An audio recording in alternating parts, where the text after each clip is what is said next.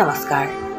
সকলোকে সাদৰ সম্ভাষণ জনাই মই ৰঞ্জনা পাঠকে আমাৰ আজিৰ চুটিগল্প পাঠ অনুষ্ঠানটি আগবঢ়াবলৈ লৈছোঁ। আমাৰ আজিৰ চুটিগল্প পাঠ অনুষ্ঠানত মই লৈ আহিছোঁ গল্পকাৰ অজিত ৰাজবংশীদেৱৰ এটি চুটিগল্প। গল্পটিৰ শিৰোনাম পজিটিভ। আহকচোন বন্ধুসকল, আমি গল্পটিলৈ আগবাঢ়ো। কোনে কেনেকৈ খবৰটো পালে জানো? তাইতো তেনেকৈ কাকোৱে একো কোৱা নাছিল।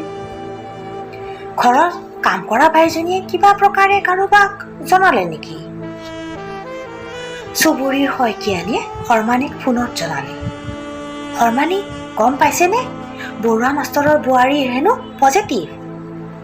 ইচিচ, কি কয় হে? বেচেৰীয়ে লকডাউনৰ বাবে ঘৰৰ বাহিৰেই হোৱা নাই দেখোন ভয়তে। কেনেকৈনো পজিটিভ হ'ল? কি যে হ'ব আৰু, এতিয়া আমাৰ ভাইলেণ্ড কণ্টেইনমেণ্ট জোন হ'ব। অহা যোৱা চব বন্ধ হৈ যাব 14 দিনলৈ, শইকীয়ানীয়ে ক'লে।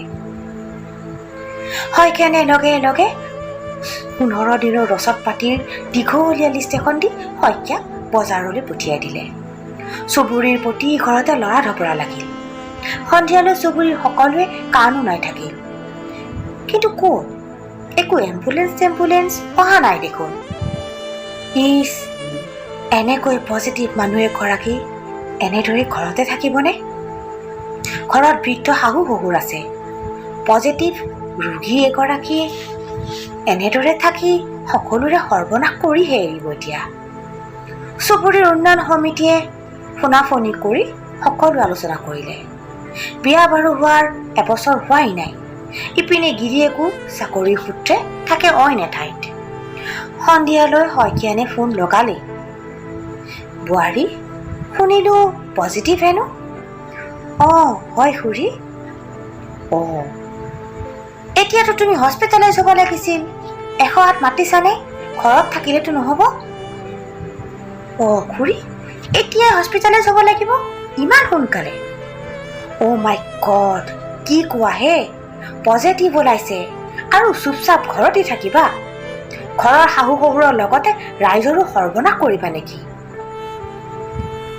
অহ খুৰী, টেনচন ল'ব নালাগে। ইচ্ছা কৰিলে মিঠাইহে লৈ আহিব পাৰে আমাৰ ঘৰলৈ। বোৱাৰী, মই পাগল হোৱা নাই দেই। নহয় খুৰী, ন' টেনচন।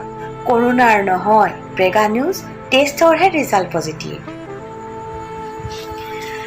বন্ধুসকল, এয়া আছিল আমাৰ আজিৰ চুটিগল্প পাঠ অনুষ্ঠানৰ চুটিগল্পটি।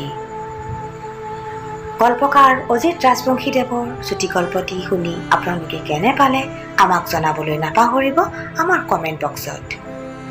অহাবাৰ পুনৰ এটি চুটিগল্প আপোনালোকৰ মাজলৈ লৈ অহাৰ প্ৰতিশ্ৰুতিৰে মই ৰঞ্জনা পাঠকে আজিলৈ বিদায় মাগিছোঁ। ধন্যবাদ।